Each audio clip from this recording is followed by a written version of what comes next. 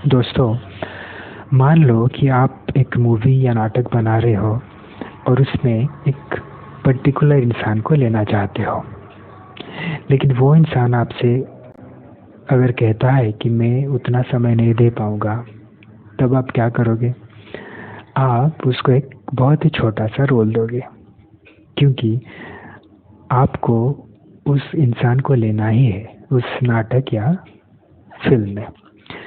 अभिमन्यु के साथ भी कुछ ऐसा ही हुआ था। हम तो जानते हैं कि महाभारत में पांडवों के पक्ष में जो लोग थे वो ज़्यादातर देवताओं के अवतार थे, यानी देवता लोग धरती पे जन्म लिए थे पांडवों के रूप में। और जो कौरवों के पक्ष में थे वो ज़्यादातर पिछले जन्म में असुर थे, जैसे दुर्योधन, दुशासन, ये सब। जब इस बात की प्लानिंग चल रही थी स्वर्ग में कि कौन कौन सा देवता कब कब धरती पे जन्म लेंगे, किस किस के घर जन्म लेंगे, तो उसमें चंद्र देवता की बेटे का नाम आया, जिसका नाम था वर्चा। जब उसका नाम आया तो चंद्र देवता थोड़ा दुखी हो गए, क्योंकि कोई देवता जब धरती पे आते हैं अवतार लेके तो वो काफ़ी लंबे समय तक रहते हैं।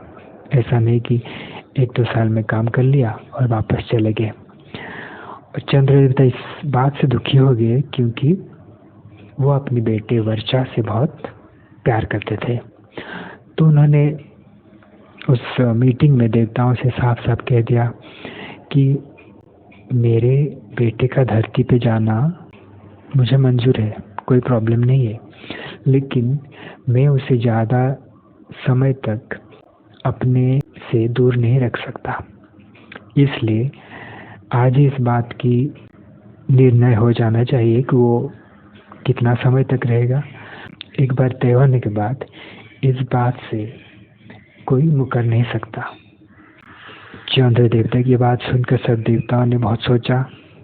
फिर सब सोचने के बाद उन्होंने धरती पर रहने का जो समय वो तय किया 16 साल, यानी 16 साल तक वो धरती पे रहेगा, फिर वापस आ जाएगा।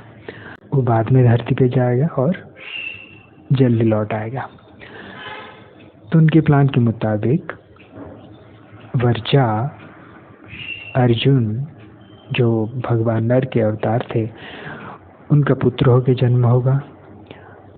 जब उसे 16 साल होगा तो उस महाभारत युद्ध में वो हिस्सा लेगा, बहुत पराक्रम दिखाएगा।